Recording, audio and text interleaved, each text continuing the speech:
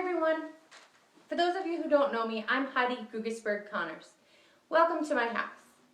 As some of you may know, the best laid plans slip right through our hands. And instead of telling you about chapter 13 of the textbook from my classroom, today I am telling you about it from my living room. Unfortunately, that's the way it works. I will include a copy of this video and the PowerPoint for you online so that you're able to learn from both. Why, of course, did I not do the talking head, which I certainly could have done and which I have done for my classes in the past? Well, I didn't do the talking head because the dean and the department chair where I work encouraged us to try something different this year and not just be a talking head, but include ourselves and the screen in the video. So here goes. Chapter 13 of the Golan, Johnson, and Wanta textbook is called An Exploration of the Determinants of International News Coverage in Australia's Online Media. That is a mouthful. This study, of course, was undertaken by Xiaoping Wang. That is also a mouthful.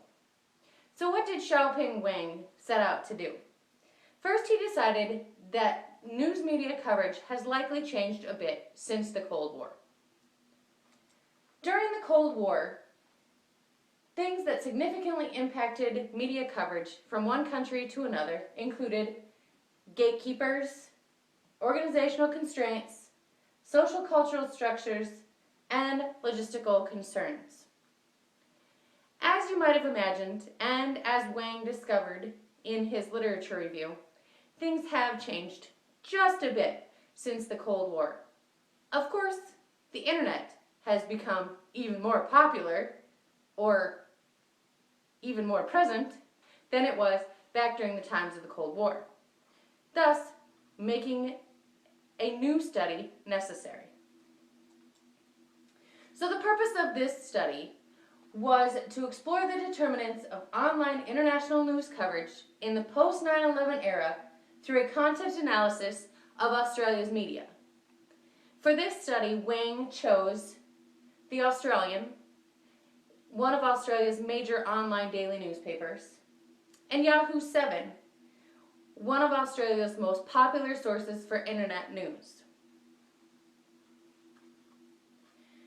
Wang decided to have a couple of research questions and even more than a couple of hypotheses. His research questions here served as his independent variables. The independent variables include: will the geographic distance between the host country and the country to be covered affect the amount of news coverage on an online news site? In other words, will the distance between Australia and the country being covered in the Australian news make a difference in the amount of coverage that country receives? The second research question: is a country's land area associated with the online news coverage of that country in the host country? Again, what we're trying to determine is if it has a big land mass, countries like Russia, the United States, Canada, other countries that have significantly large masses of land, are they going to be covered more often in the Australian news media than countries that are smaller? With these two research questions in mind, Wang covered 9 hypotheses, or his dependent variables.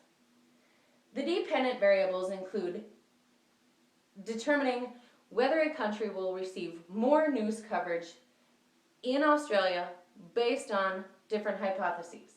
First, does the other country have a larger population? Does the country have more tourists traveling to and from Australia? Is there a greater trade volume between the other country and Australia? Does the other country have a large GDP, or gross domestic product? And then the other 5 hypotheses include: is there more freedom of the press in that country? Are there a greater number of active troops in that country? Are there more defense expenditures from that country? Is that country part of the Commonwealth of Nations? Of course, we know the Commonwealth of Nations are the nations that ultimately have allegiance to the British Crown. Or does it matter if the country has more internet users, more internet access, or just more internet? In order to determine if his research questions, impacted his hypotheses and vice versa, Wang did a content analysis of the two media sources I mentioned earlier, the Australian and Yahoo 7 News. He used SPSS then to conduct a regression analysis with QQ plots and a standardized regression plot. He also wanted to make sure that he had included intercoder reliability. So he shanghaied a graduate student into helping him out. They coded together about 20% of the online international news. They came up with similarities about 94.7% of the time. They had the same answer. To me, this works for intercoder reliability.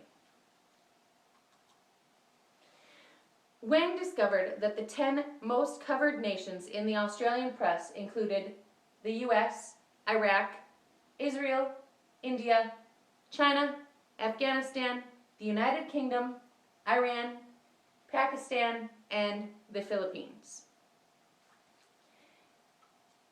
The reason that these were the 10 most covered nations is because they had large gross domestic products and they had a large number of internet usage. Those were the major determinants of whether they would be covered in the Australian online news. Online news, though, and newspaper news are not always the same. So Wang went just one step further to determine if active troops would be a reason for more coverage in the Australian news. He went ahead and removed some outliers, those including the 10 countries that I just talked about, and then ran another regression model.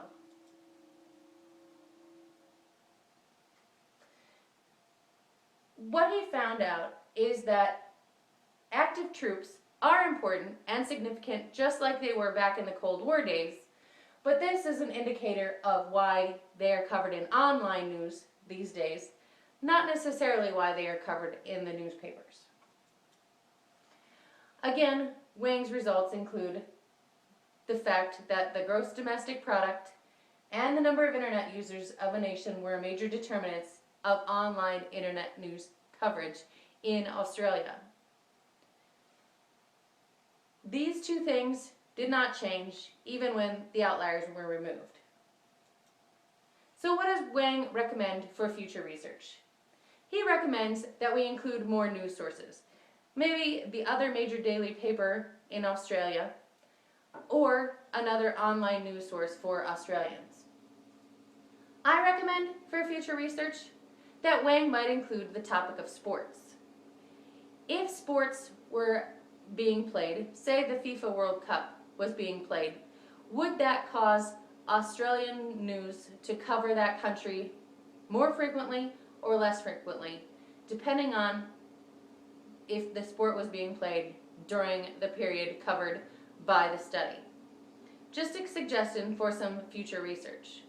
If you have any questions about Chapter 13, please feel free to send me a message and ask me about it.